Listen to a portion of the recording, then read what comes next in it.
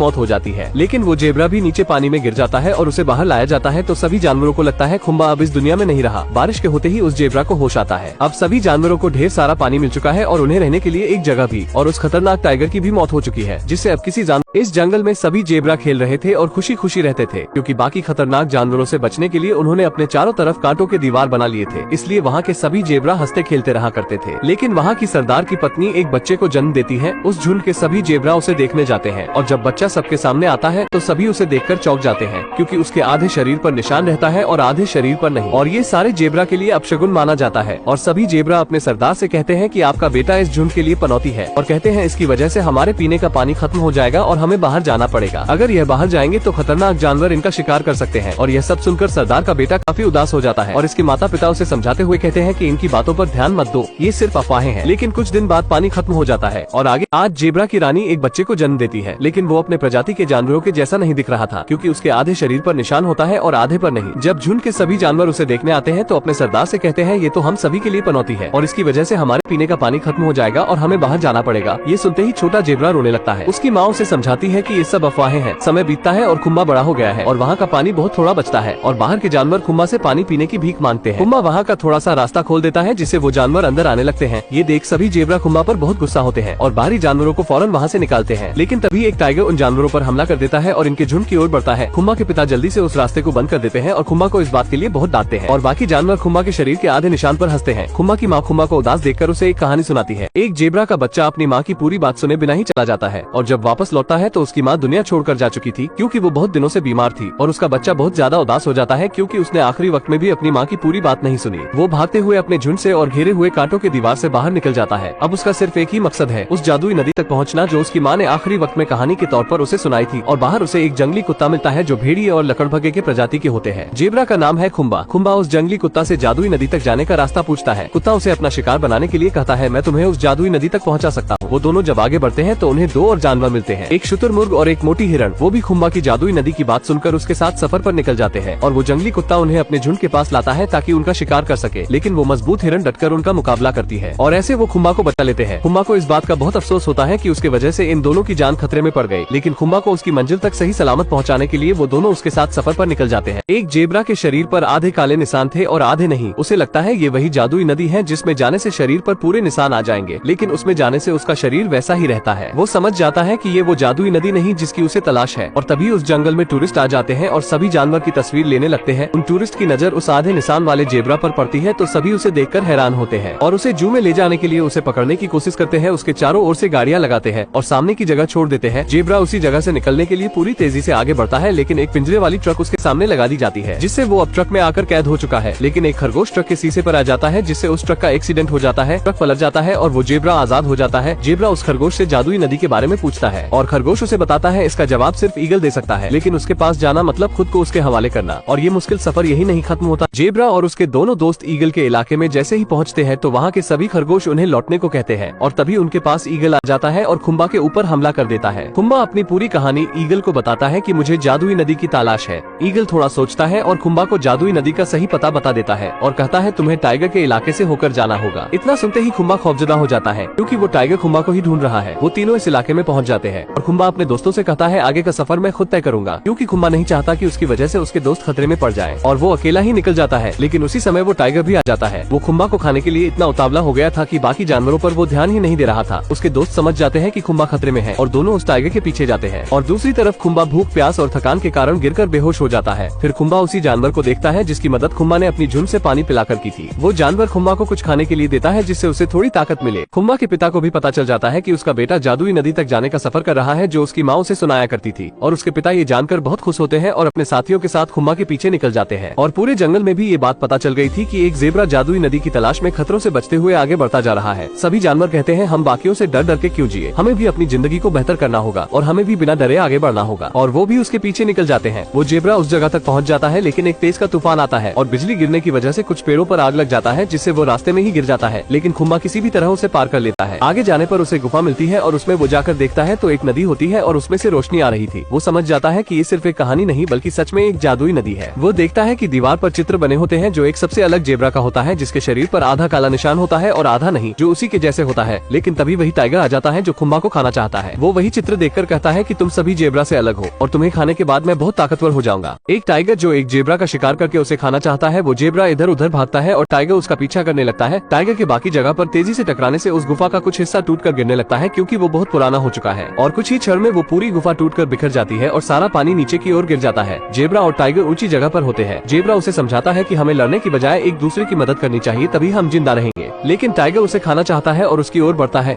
जिससे वो पत्थर नीचे की ओर जाने लगता है और टाइगर नीचे गिर जाता है और वही पत्थर उसके ऊपर गिरता है, जिससे उसकी मौत हो जाती है। लेकिन वो जेब्रा भी नीचे पानी में गिर जाता है और उसे बाहर लाया जाता है, तो सभी जानवरों को लगता है खुम्बा अब इस दुनिया में नहीं रहा। बारिश के होते ही उस जेब्रा को होश आता है। अब सभी जानवरों को ढेर सारा पानी मिल चुका है और उन्हें रहने के लिए एक जगह भी, और उस खतरनाक टाइगर की भी मौत हो चुकी है, जिससे अब किसी जानवर को उससे डरने की जरूरत नहीं। अब सभी को लगता है खुम्बा हमारे लिए पनौती नहीं बल्कि मसीहा है, पर सभी जानवर फिर से हंसी खुशी रहने लगते हैं। ऐसी ही और वीडियोस देखनी है तो सब्सक्राइब करिए।